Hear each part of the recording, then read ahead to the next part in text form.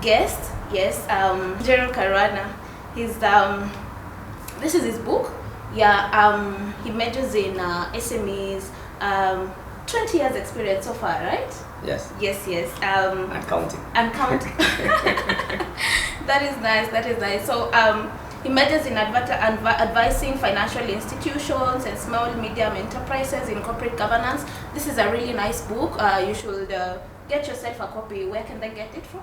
I think from your office here. We have some copies available. So just here. Yes. Okay. If they contact your office, they'll be able to get a copy. That is nice. That is nice. So the book has 4 elements basically in business operations. And today, having already discussed on legal affairs, business development, and the 4 are the legal affairs, business development, operations, and finance. In the previous 2 sessions, we've talked about the legal affairs, we've talked about business development. Today we are going to talk about operations.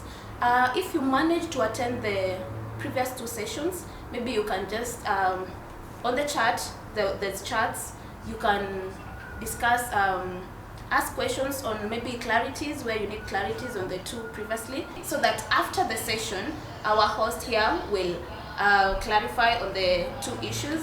So yes, Mr. Njero, kindly maybe if you could give us a recap on the 2 sessions that you had. First of all, I'm happy to be back, and thanks for the generous comments that some of the participants have sent regarding our previous sessions. We hope we can make them even more interesting and more useful. If you remember where we began by saying a lot of businesses do not succeed because they are undermanaged. And I compared undermanaged to malnutrition. If a child does not get enough food, the child does not grow properly. So even businesses suffer the same experience. Now, then we discussed and said sometimes businesses are undermanaged because the people who are managing them do not actually know the complete requirements, the totality. When you say management, where does it begin? Where does it end? Know it in such a way that you don't do some of the aspects of management and you leave other aspects unattended. Now, it was in that context that we said most businesses, in fact all businesses or all human activities, can generally be divided into 4 clear sections. Now today those 4 sections are going to become even more important because we are going to be dealing with organization structure, and organizations are usually structured around those four pillars. Now the pillars that we went through that time were legal matters, we went through business development, we went through operations, and we went through finance. Of course, during our first session, we did this at very high level. The subsequent sessions have been deep dives into each of the individual units. So today, we are going to do a deep dive in the area of operations. So I'm henceforth going to share my screen with you, and then we can get a conversation going. Of course, as I said to you at the beginning, there is a lot that we cannot cover during these short sessions that we have. So we will. The objective of these sessions really is just to enable you to have a good feel of what is involved. Then in your own time, you have some time to read, to watch videos. Luckily, management information, there's a lot of it available near us. In fact, the challenge is to be able to find the correct information to read. So in today's discussion, we are going to cover 4 issues. First is just a general understanding of business operations. Then we are going to talk about 3 things: people, premises, and processes. Now, these words may be defined slightly broader than in their ordinary meaning when you look at them in the context of managing a business. Now, these are the 4 pillars we talked about: the legal affairs, business development, operations and finance. Now we are on the third pillar. Now, operations, a short definition is all the activities and tasks that organizations use to produce goods and services. That's a generic understanding. Your business, your law firm, is represented by a certificate. That's a piece of paper.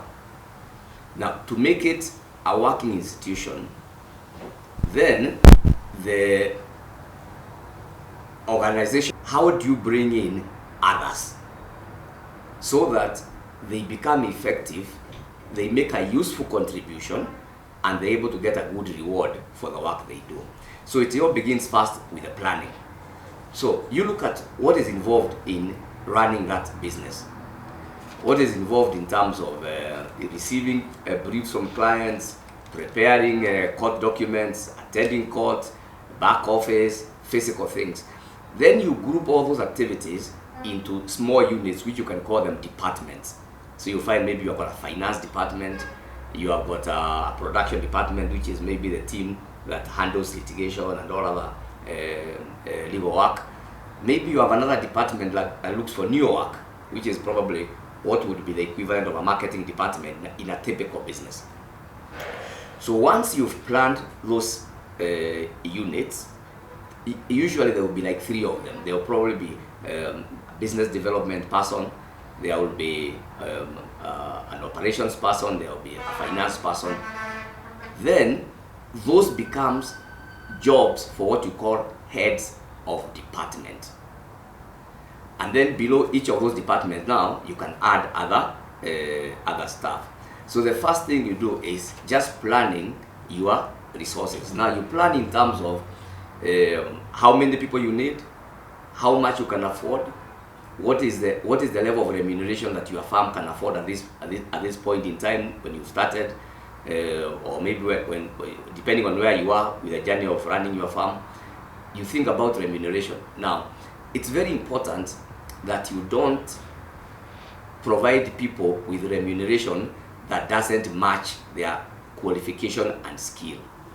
Because what happens is that when you take very, very highly qualified people and you pay them little, as much as they are sitting in your office, they're actually sitting there looking for a job somewhere else. So they're not settled. So you need to think carefully and say, for the task I am recruiting, who is the optimum person in terms of skill, sometimes even age, that can do this job properly. And then you look around the market and say, this kind of people, how much are they paid? So don't underpay, don't overpay, just be in the market. Then now, you deal with what we call a job. That sentence, that word job, essentially refers to the combination of tasks, responsibility, and duties which can logically be allocated to a particular person. So you design that job according to the work that is required. You analyze all the tasks, their level of complexity, their level of skill. Then you have what we call a job description. Now, a job description is pretty much like a contract in the sense that you are paying to receive the work that has been described in that job description. Please don't hire people when you have not spent time to figure out what exactly they will be doing. In fact, one of the bigger problems of not having job descriptions is that you'll find a group of people, everybody is trying to do the fun, nice things, and then the difficult things, nobody is doing them because nobody has been allocated. So make sure that you define the job description properly, and then you make it clear in a way that it does not overlap with another job description, another responsibility somewhere, unless the 2 people, of course, have been appointed to the same position. Now, once you've got the job description, you are clear, you can now invite applicants to apply for the job. Now, sometimes it is useful to outsource the activity of recruiting people so that your personal biases don't get in the way of recruitment. So you'll probably find somebody who is not that good, but he is my cousin anyway, so let's hire him. That is part of the biggest problems of poor employment. Sometimes it's good to seek out the service of a professional. You give the job description, give them the remuneration, they seek out in the general market without even saying who they're hiring for, the candidate that fits that particular position. Then they give you maybe 2 or 3 candidates to interview, and then you settle on one. Of course, if you're on a tight budget, nothing stops you from doing the recruitment yourself, but try as much as possible to move away from your personal biases and be as professional as you can. Now, another very weak area is how the staff enter the organization after you have recruited.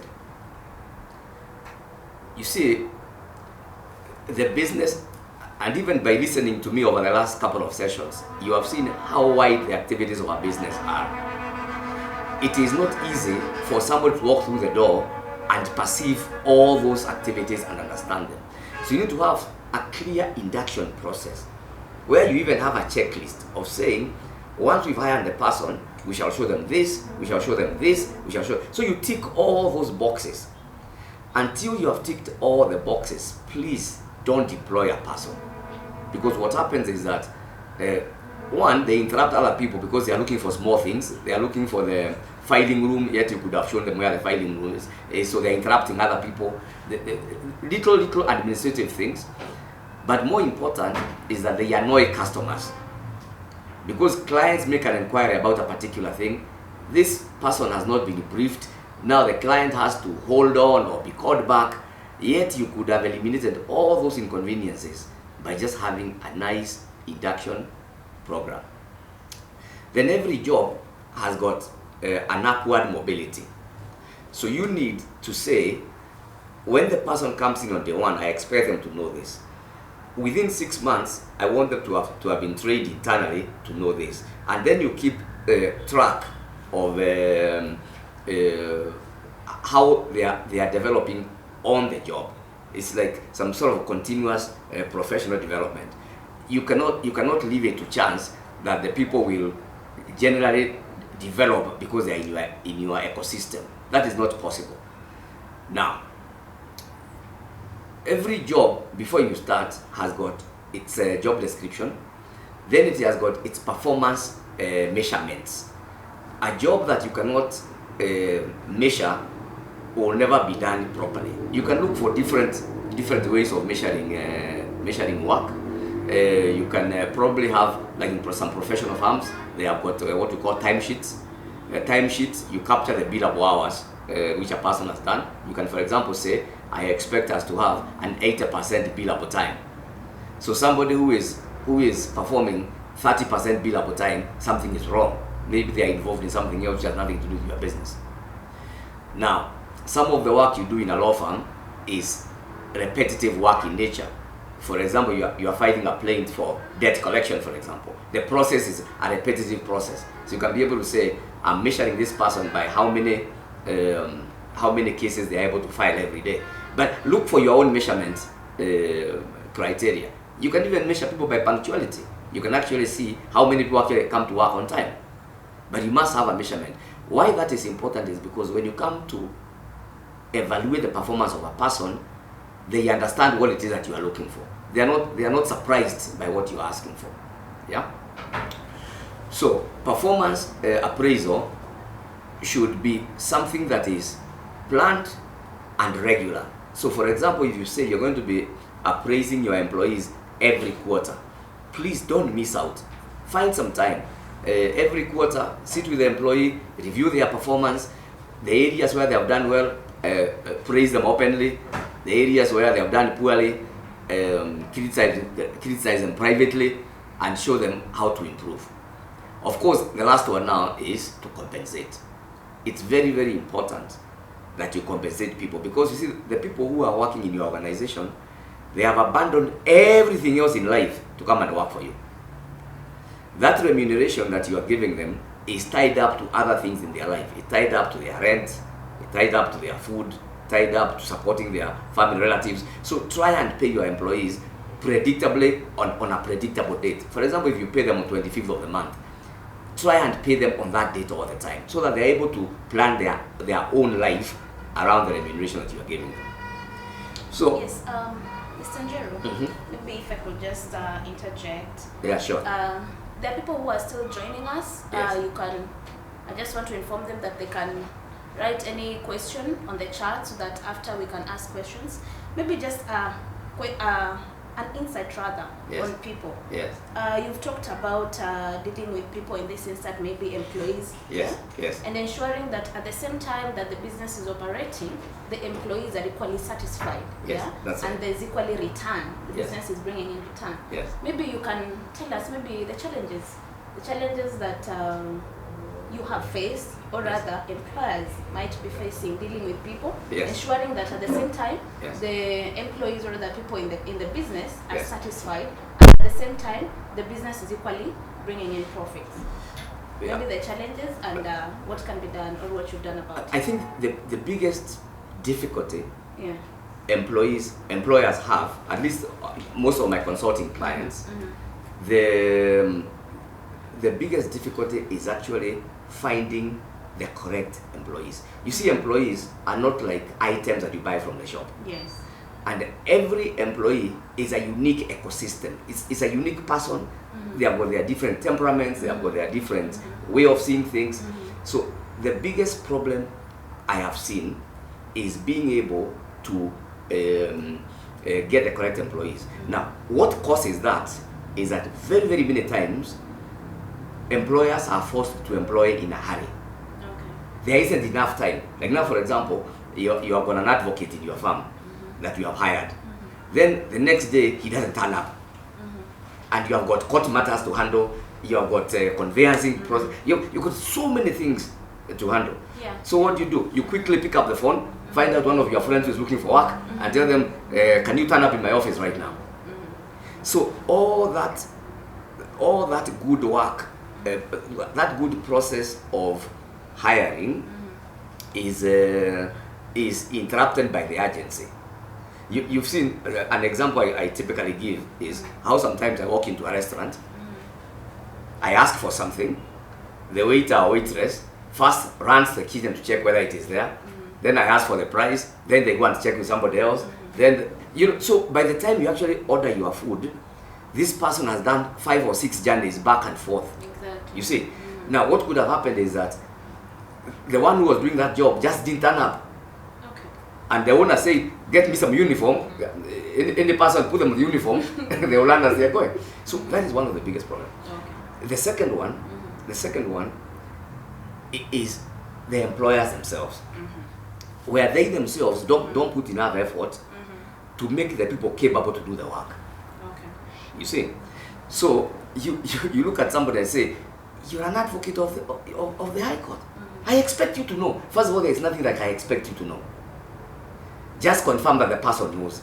Yeah. And if the person doesn't know, show them. Exactly. Yeah. So a lot of the failure that you see with employees also has to do with how much effort the employers are putting to. Okay. In empowering the Yeah. employees. Then there's another thing, contracting.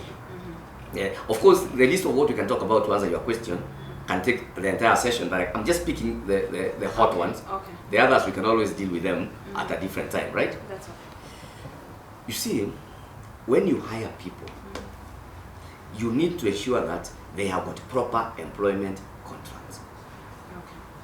Okay. The laws that govern employment in this country are very elaborate. In fact, labor is an entire area of law. Yeah. Okay? And in this country, people are very aware, so they are very litigious. When they are in employment with you, they will let a few things slip. When they leave employment, then they now go and open their legal books and they find out what you did wrong. I had an experience during COVID. Very many of my clients were forced to reduce salaries of the employees so that the businesses will stay open. Yes. Okay, so I have one example of a client who had 130 employees. They reduced to about 20. Then as the business was coming back, they started bringing the employees back. So they found out at somewhere around 60, they found out they are being able to do the business like before. In fact, they realized they had overemployed. So they never called back the other 50 or so. Now they have got 50 cases. They did not reduce the salaries properly. They did not reduce the salaries in a what I would call in a formal way. Yes. There was no mutual agreement.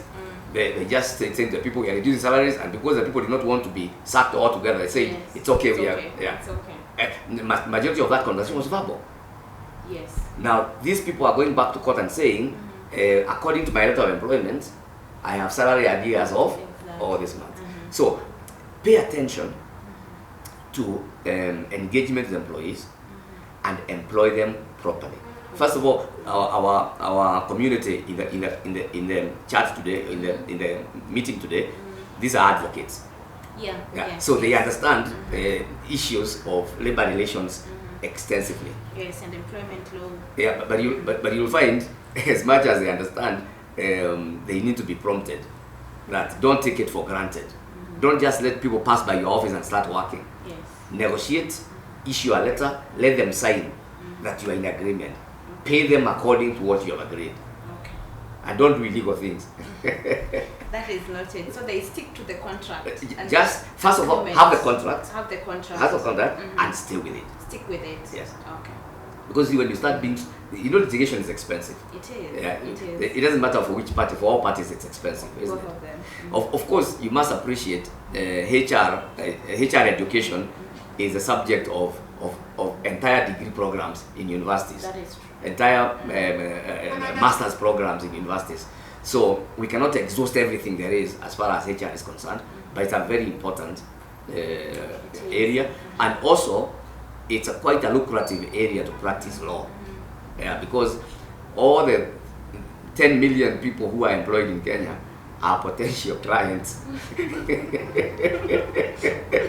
When the employment doesn't work right. Yeah, so that could be a good area for our colleagues in here. That is true. That is true. Thank you for that.